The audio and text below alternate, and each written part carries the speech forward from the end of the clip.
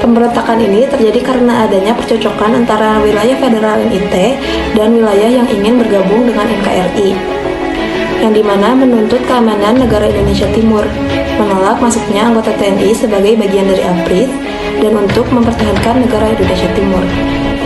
Yang pertama, ketegangan politik.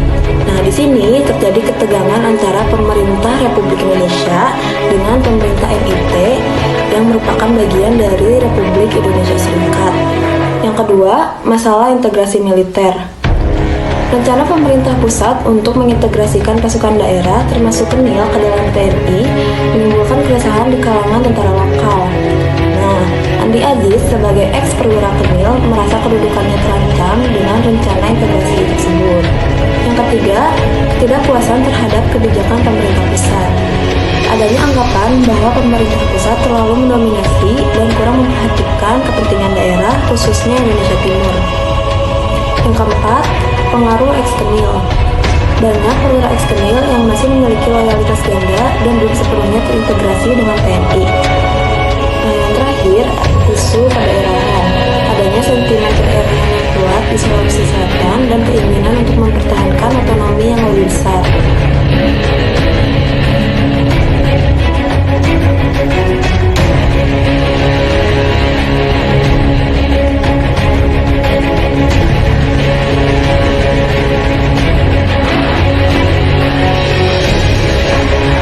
Pemberontakan Andi Aziz terjadi mulai pada tanggal 5 April 1950. Pemberontakan ini dimulai ketika Andi Aziz dan pasukannya mengambil alih kendali atas kota Makassar. Untuk durasi sekitar 4 hari, pemberontakan ini berlangsung relatif singkat. Dan pemberontakan ini berakhir pada tanggal 8 April 1950. Andi Aziz menyerahkan diri kepada pasukan pemerintah pada tanggal ini, menandai berakhirnya pemberontakan. Pemberontakan ini terjadi dalam konteks masa transisi Indonesia dari bentuk negara federal atau Republik Indonesia Serikat menuju negara kesatuan.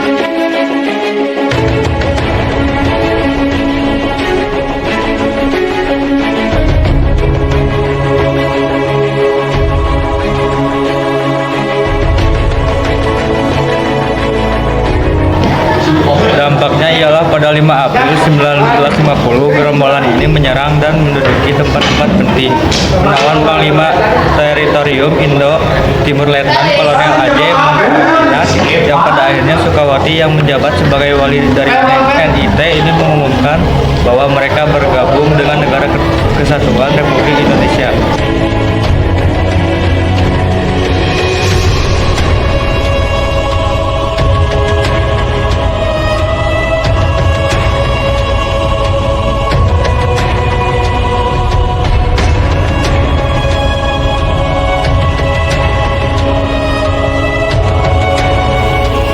Selanjutnya, perlu teman-teman ketahui bahwa peristiwa pemberontakan Andi Aziz ini tuh dimulai pada tanggal 5 April 1950, tepatnya pada pukul 5 pagi.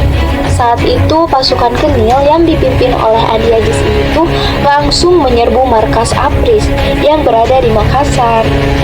Pasukan KENIL ini tuh dipimpin oleh Andi Aziz kan ya. Nah, diberi nama pasukan bebas.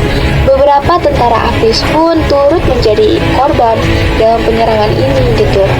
Bahkan beberapa perwira dari APRIS seperti Letkol Mokoginta turut menjadi tawanan pasukan bebas. Nah, dalam tempo waktu yang singkat, Andi Aziz beserta pasukannya tuh berhasil menduduki markas APRIS sekaligus menguasai kota Makassar. Nah, melihat Makassar sudah dikuasai Andi Aziz, upaya dari pemerintah ini tuh dalam menghadapi pemberontakan ya, mengirimkan 12.000 tentara yang dipimpin oleh Letkol Kawilarang pada tanggal 7 April 1950. Nah, dikarenakan Makassar menjadi kacau balau gitu ya, pada tanggal 8 April 1950, pemerintah RIS atau RIS memberikan ultimatum kepada Andi Aziz agar Andi Aziz ini tuh melapor ke Jakarta dan mempertanggungjawabkan atas perbuatannya. Nah, waktunya itu telah ditentukan. Selain itu, Andi Ajis juga diminta untuk mengembalikan senjata-senjata yang sudah dirampas, menghentikan pasukan, hingga membebaskan semua tawanan. Nah, akan tetapi Andi Ajis malah ngeyel dan enggan pergi ke Jakarta sesuai waktu yang sudah ditentukan gitu. Nah, akibat dari hal ini membuat Bung Karno tuh secara tegas menyatakan bahwa Andi Ajis adalah seorang pemberontak dan memerintahkan pasukan ekspedisi untuk segera menumpas pemberontakan ini. Nah, setelah itu teman-teman pada tahu gak nih bahwa pemerintah RI memerintahkan Andi Ajis untuk menghentikan pergerakannya dan mengultimatum agar datang ke Jakarta dalam kurun waktu 4 hari untuk mempertanggungjawabkan tindakannya. Namun Andi Ajis ini tuh ternyata terlambat melapor nih teman-teman. Sementara pasukannya tuh telah berontak. Andi Ajis pun segera ditangkap. Nah, setibanya di Jakarta dari Makassar ya, pasukannya tuh yang memberontak tadi akhirnya menyerah dan ditangkap oleh pasukan militer RI di bawah pimpinan Kolonel Kawilarang. Ketika Sukawati, Presiden NIT saat itu ya, mengetahui bahwa Andi Ajis ini tuh dicap sebagai pemberontak, beliau tuh menyarankan kepada Andi Ajis untuk menyerahkan diri ke pemerintah RIS di Jakarta. Merasa tidak punya pilihan lain, Andi Ajis pun akhirnya menyerahkan diri dengan berangkat ke Jakarta pada tanggal 15 April 1950. Kemudian, Andi Ajis pun diadili sebagai pemberontak dan divonis 14 tahun penjara.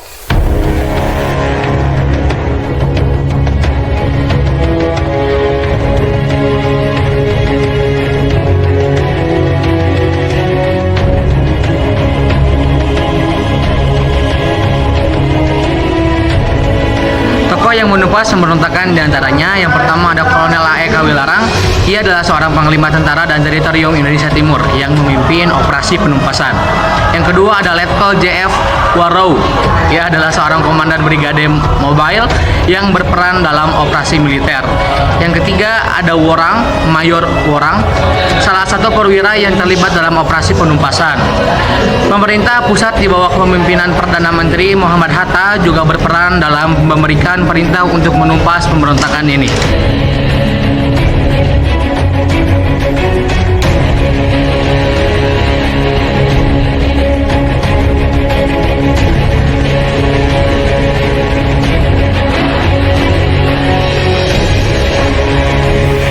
Nah teman-teman, dari peristiwa pemberontakan ini tuh kita dapat menarik kesimpulan bahwasannya pemberontakan Andi Ajis itu salah satu tantangan awal yang dihadapi Indonesia dalam proses pembentukan negara kesatuan. Peristiwa ini juga menunjukkan kompleksitas integrasi nasional, terutama dalam menyatukan berbagai kelompok dengan latar belakang dan kepentingan yang berbeda. Cepatnya penumpasan pemberontakan ini juga menunjukkan bahwasannya kemampuan pemerintah pusat gitu ya dalam menangani krisis dan mempertahankan kesatuan negara. Lalu peristiwa ini juga menegaskan pentingnya komunikasi dan koordinasi yang baik gitu ya antara pemerintah pusat dan daerah. Terus juga ada hikmahnya nih bahwasannya pentingnya dialog dan diplomasi penyelesaian konflik sebaiknya diupayakan melalui jalur dialog terlebih dahulu sebelum menggunakan pendekatan militer. Terus juga urgensi integrasi nasional. Peristiwa ini menunjukkan pentingnya membangun rasa persatuan dan identitas nasional yang kuat di seluruh wilayah Indonesia. Perlunya juga kebijakan yang inklusif. Pemerintah perlu mempertimbangkan aspirasi dan kepentingan daerah dalam pengambilan kebijakan nasional. Lalu pembelajaran sejarah. Peristiwa ini tuh menjadi pelajaran berharga tentang tantangan dalam membangun negara baru dan pentingnya menjaga keutuhan bangsa. pentingnya keadilan dan pemerataan pembangunan. Untuk mencegah gejolak serupa, pemerintah perlu memastikan pembangunan yang merata dan berkeadilan di seluruh wilayah. Kewaspadaan terhadap provokasi asing.